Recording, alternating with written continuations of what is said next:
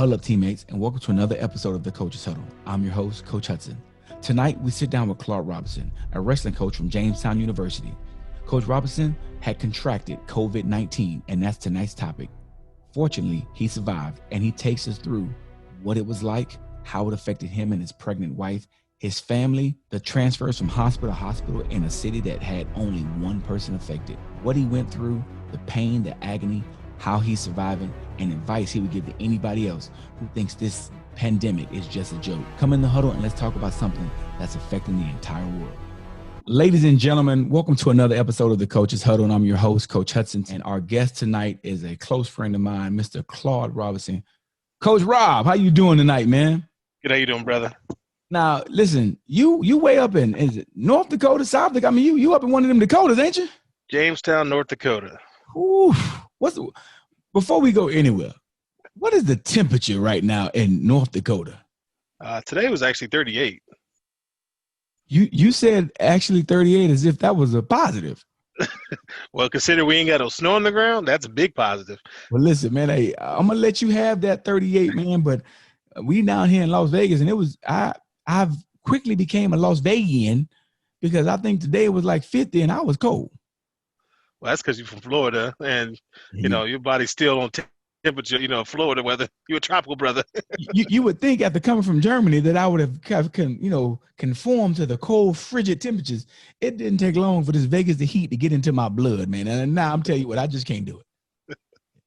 Well, first off, Claude, we want to thank you for taking the time to come on. And now tonight's topic, we are talking about COVID-19. Right. When you first found out that you were diagnosed with COVID, give us that initial thought process. Went to practice that morning, 6 a.m. practice, got home, got showered up, get ready to go to work.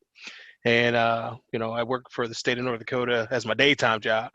So I was heading over, to go to my office and went through my normal morning, felt okay, felt a little different. Then I came home for lunch, told my wife, I said, there's something don't feel right. So as lunch went by, so you know what, I don't think I'm gonna go back to work today. So I stayed home, just relax. Just thought maybe if I had, spent some time chilling, I'll feel better for the next day. I don't like taking time off work if I ain't got to. The night went on. I was like, man, I'm starting to feel worse. It's kind of cold feeling, like I didn't feel like myself. And so we was looking around for a thermometer. It's like, we ain't got no thermometer. My wife's pregnant, and she was pregnant. We couldn't find a thermometer, so she was like, let me go get you one real quick. So she ran, to Walmart, got me a thermometer, and she took my temperature. It read 102. I was like, oh, that's not good. So I was like, let me take some Tylenol, see what happens. Took the Tylenol, waited about a good 2 hours, retook it again. I was at 103 some change. I said, okay, I got to go to the ER. So we didn't want to leave the kids by themselves. So I drove myself to the ER, and sure enough, they, did all their little testing first, protocols that they got to do. So they did the rapid test that night, and took about an hour some change. Came back, the doctor said, you're positive for COVID. I said, okay, well, that explains why I feel the way I feel. And at that point, I was like, man, that sucks. I said, because I don't know what I'm going to do if something happens to me. What are they going to do?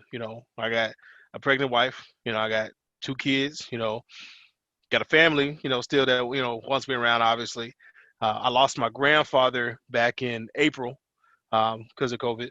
And my grandmother, his wife, they both were sick at the same exact time. She recovered. He didn't. So this is the man I actually got my name from. So, I'm really close to him. And, it's one of those things where I'm thinking now, oh, man, this sucks. You hear about all these people dying, things are not in the right direction. So my thought process was like, okay, what's going to happen with me? Am I going to get through this? My ex-wife's best friend, she actually was one of the nurses in the ER. She's actually my daughter's godmother. And she happened to be working that night. And she went through it herself. And she was kind of coaching me through a little bit of, hey, this is what you could expect, through these different stages. So I said, okay, cool. Went home, that night, made sure I separated myself from everybody, found myself a little camp in the front, told the kids, hey, stay away from me. I don't, want you guys to get sick. My daughter literally was laying like next to me the day of that I got tested positive. So Thank God that she didn't get it. My son didn't get it either. Unfortunately, my wife, she did testing positive. I got tested on a Tuesday, got positive on Tuesday. She went Friday because of my positive test. Here in town, they do free testing on Fridays. And she tested on Friday with my kids. They tested negative. She tested positive. Keep in mind, she's 7 months pregnant. Lots of things at that point now are going to my mind. What's going to happen, with the baby? What's going to happen with my wife? Yeah, a lot of thoughts come rushing through. And saying that my condolences go out to you and your family for your loss. So let me start by saying that. Appreciate that. Secondly, you say that happened in April. So when you first got diagnosed with COVID, I got diagnosed in October. So in October. So this is recent. This is recent. Recent. So prior to your grandfather and of course your own diagnosis, what was your thought process on COVID? Were you taking it serious, or were you like some of the people saying, "Oh, this is just kind of a hoax. This is not serious"? We took it serious to the best of our ability. Up here, we only had at that time. So in March, that's when everything kind of started going crazy and haywire. So at that time in March, we only had one case in the state. The whole state of North Dakota only had one case. And that wasn't even in our county. So it was actually ways away from our county. So we're like, okay, we do necessary precautions and we'll just hunker down, do what we got to do. Being, my family being in Indiana, things were a lot, different population, more bodies, a little more congested, when you're out in no man's land, kind of spread out, and it's not, the congestion is not as heavy as in the big city like Indianapolis. So, we knew the seriousness of it. We didn't do unnecessary travel if we didn't need to. Once things start to progress, though, April, we obviously went to Indianapolis for my grandfather's funeral. So we took precautions there, obviously being around my family, my parents and my grandparents and them. We had to make sure we did the right things about, keeping us safe and keeping them safe. So we believe in masks. I mean, we wear masks everywhere we go. Walmart pickup was that's our Bible. we do Walmart pickup like clockwork. Only time I ever went into Walmart if they don't have it on the Walmart pickup order, I'll run in and go get it. Mask up. We didn't eat in restaurants. We basically just stayed homebodies, man. Didn't even go to church. Once things start going crazy, we really literally stayed in our own little family pod. Now my kids, obviously they went back and forth to their mother's house and our house. They were safe there. Their mother made sure that they were safe as well. But no, it was definitely 100% serious, especially after, seeing all of the, the rapidness of it and the craziness of it. I mean, we had a big family cruise planned for June or July. And just started to see those plans go quickly bye-bye. And I was like, dang, my parents were coming and, I had kids and, we're going to have a good time. And then you see these things just dissipate from you. But no, we took it 100% serious because I don't play around with things, man. And I don't believe in those hoax kind of things. You see numbers. I'm a data person. You know that. I see data. To me, data tells me everything. Being a special ed teacher, I live my life, using data to help, students, maintain in life. Did you ever have to figure out how did I get COVID? How did this happen to me? We still don't know. When I'm at wrestling practice, I had a mask on. Only time I would take my mask down or off is if I'm explaining things. At that time, I didn't do any wrestling with my guys, didn't do any drilling, didn't show any technique and none of that stuff. Physically, I would explain it, but I keep my distance. I at least get myself 5 to 6 feet. I have a loud voice. That you've coached with me. I got a loud booming voice. My voice carries, so they can hear me. It's not the fact that they're not able to hear me. So I make sure that I was in a distance enough where I'm keeping myself safe, keeping them safe, and that they would hear me. So I can't say I got it there. And I work in an office 2 days out of the week where I'm the only one in the office. I walk in through our door, I go to my office, sit in my office, and there's nobody else that comes into my actual office. I work with 7 other people, 7 other counselors, and we all have our own offices. So we're not in the same congregational area. We don't even pass each other. It's you get to your office, you're there. And I work from home, and I've actually been working from home the other half of the week since March. Since everything shut down, I worked for 3 months at home, and it was about maybe July we started doing part-time in the office, part-time at home. And we're still kind of doing that now, where we do half the time in the office, half the time at home. So at this point, we still have no clue how I got it. Now, as men can't cry. Men, we have to be tough. We have to always have that tough dexterity. And Claude, you're a wrestling coach. You bench like 7 billion pounds, Now, but as a father, as a husband, how scared were you? It was weird. I was scared in the beginning. And then when I got home, I was like, all right, I can get through this. Literally that next day after I got tested positive, okay, I stayed home, obviously couldn't go to work because I tested positive. So I built a crib for my newborn that next day. I felt great. I thought, life was, it was cool. I was cool, man. I was good. I'm not gonna be nothing like everybody else said. Um, and that Thursday though, 2 days after, felt like somebody that beat me up and took all my lunch money because it was bad. Take me through that. Take me through those symptoms that you felt. I mean, I know a lot of people talk about breathing problems. People talk about just kind of feeling like somebody is taking the life out of your chest. Take us through that. It's really, it's more extreme than that. The aches and pains is something you never feel ever in your life. I played football through high school. I played a year in college. I've been wrestling since I was the age of 6. I've broken bones. I've been hit hard.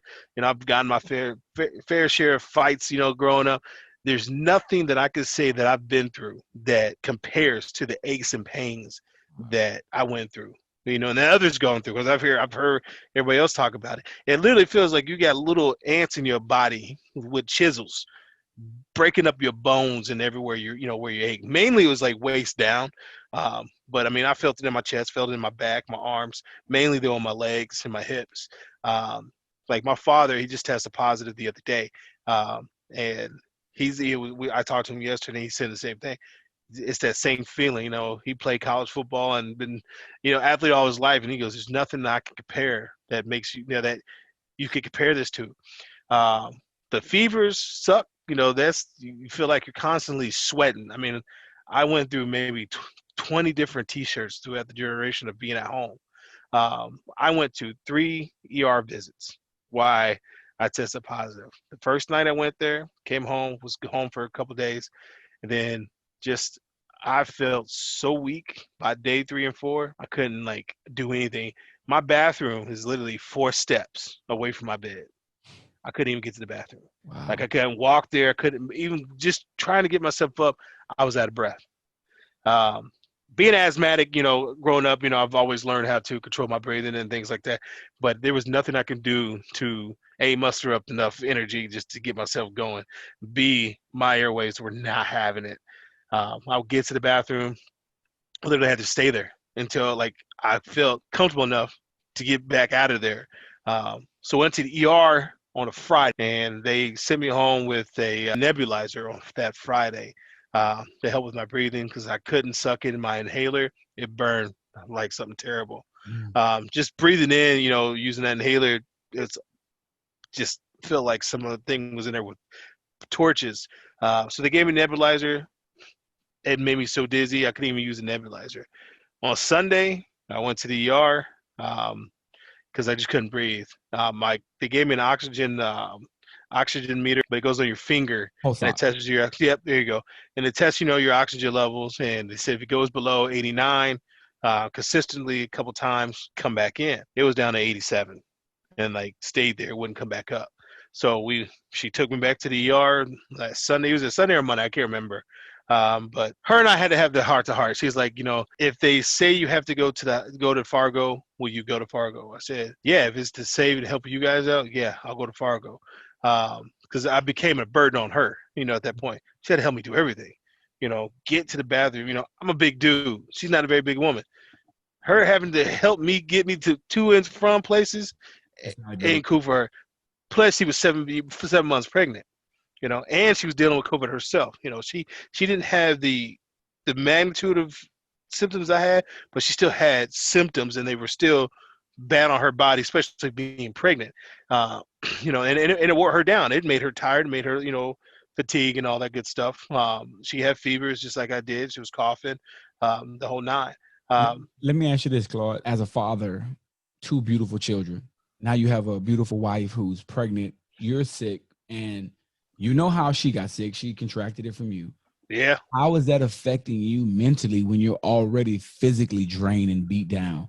How are you handling that? Because I know for me, you can do anything you want to me, but don't hurt my wife, don't hurt my kids, don't hurt my family. And if Right. I feel like I'm the cause of that, that's even more of a strain. How is that help or hurting you during your recovery process? But that was the whole conversation we had, about going to Fargo. I didn't know if there was, no, it wasn't necessarily go to Fargo. It was, go ahead and stay at the hospital. Um, and, Jamestown's about an hour and a half away from Fargo. And, she said, well, if they admit you to the hospital, would you stay? And I said, yeah, I probably should at this point. This is our third trip here. You're not doing well. I don't want to, make things harder on you. We don't want to get the kids sick. So at that point, my mind's like, I got to do what I got to do to protect them. I have no choice. So it's one of those things where you as a man got to figure out, okay, what's the best case scenario for you and how are you going to get through this? At least if I was here in the hospital, I was close by. Something happened, I'm here, what makes things odd, and this is where like things get kind of funky. Being in the ER, they ask, okay, where would you prefer to go, Fargo or Bismarck? I'm like, well, they're opposite directions, same amount of time. Both are going to be an hour and a half drive. And I was like, well, how are we going to get this? You're going to put you in an ambulance and take you to either one. Which one do you prefer? I said, well, why am I going to either one? Well, we don't have the ability to help you here and help you, with the symptoms you have. I said, oh, so you're sending me there to get treatment and and to get better. They said, yeah, we don't have we don't have the expertise here, nor the staff to attend to somebody with COVID. Then I spent my 7 or 8 days there at the hospital in Fargo. But anytime during this, did you feel like you weren't going to make it? That was it. No, now I had to go to Fargo. I knew things were bad, and my oxygen wasn't climbing. My oxygen levels was declining. So that's when I knew that something was not right. I believe in God. I've been church all my life, I'm Christian, and holy cow, man, that's where I knew that something was not going my direction. I prayed the whole trip to Fargo. That's it. Like I said, an hour and a half drive. I prayed the whole way, not knowing what to expect. I didn't know what they were going to do there. I didn't know how the treatments were. You hear things, you hear what society says and what society, brings to light in the media, but you don't, without seeing it firsthand, you don't know exactly what you're going to get through. So that was definitely a burden on, on everybody, myself, my wife, now I'm an hour and a half away. My kids, they were scared, what's going on with dad. Did that challenge your faith? No, because I knew at that point, if God's going to take me, he's going to take me to only one place at this point, so it was one of those things where all I had to do is just keep praying. I talked to my mom every day. I talked to my wife every day, one way or another. And they just kept saying, just be strong, hang in there. You're going to be all right. The COVID unit in Fargo it definitely was a summer camp. That's for darn sure. They put me into this room. I look around, there's people in hazmat, like garb everywhere. Like, you feel like this was, aliens came down and, they didn't know what was going on. So they got all these hazmat suits on. So it was a freaky, eerie sensation and feeling that you see with all that. Then I got put in a room, not knowing anything, what's going on in the hospital, what's the protocols, meals, how do I get food, where's the bathroom, how to go to the bathroom, things of that nature. None of that information was given. Did it kind of feel like as if we don't know what to do with you in this situation, so we're going to put you here and let's see what happens? I figure at this point, if I'm in Fargo, doctors, they know a little more what's going on. So I said, all right, whatever happens at this point, because there's nothing really else I can do. There's nothing in my control. Keep in mind, I'm still 100% weak at this point. At that point, I think I was at 4 liters of oxygen and steady climbing each day that I needed another level of oxygen. I felt trapped in Fargo. When I got there, like I said, there's no instructions to know what to do, how things are going to go. Most places they're going to say, hey, this is X, Y, and Z. This is what's going to happen. The first time I got there, the nurses were really nice. I felt like once that first night was gone, that's when hell broke loose. Like it was probably the worst experience I've ever dealt with being in any kind of hospital. And I felt like I was incarcerated. Couldn't go anywhere, couldn't even go outside the room. I was pretty much tied to the bed, not necessarily chained to the bed, but tied to the bed, and being on the oxygen, on the wall, it's only so far you can go. Not having the availability to really get up out of bed because you're so weak. It felt, like I said, it felt like I was incarcerated.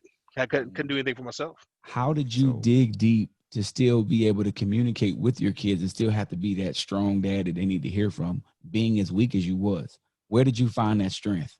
I think it was because of my oldest son. He's a jokester himself, so then he would call me or he'd video call me, and crack jokes and tell me how things are going. He was talking about how wrestling practice was going and things like that. How school, straight A student, so he was telling me about school, and just be able to talk to my wife and my mom every day. They kept me grounded. They have been. My wife has been my rock, for 6 years now. And just having those two ladies communicating with me, let me know, hey, everything's gonna be all right. You're gonna get through this. Okay, yeah, I can.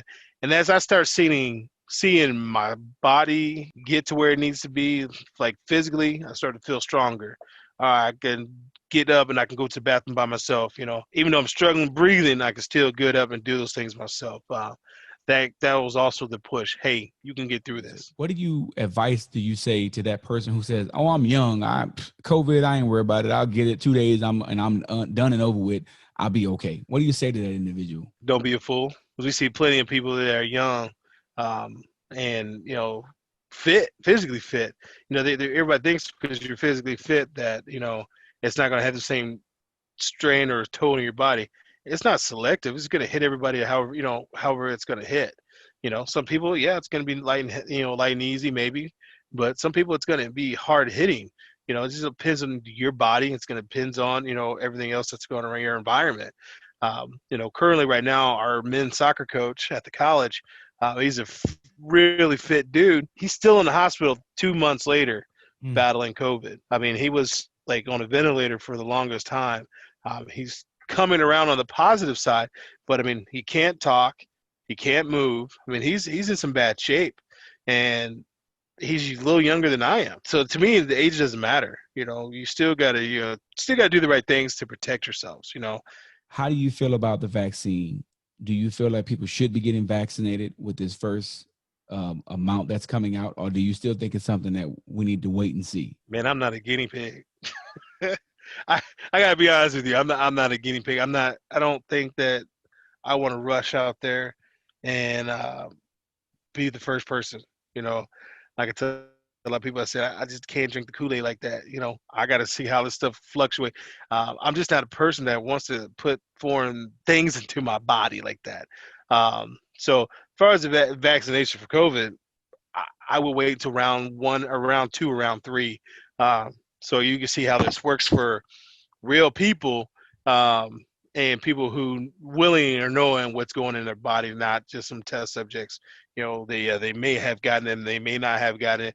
No, I want to know for sure this is it was put in this person's body, and yes, it's helping them. People could get the flu shots all the time, but I heap caution just to wait until the second and third rounds, just because I don't want to be the first one.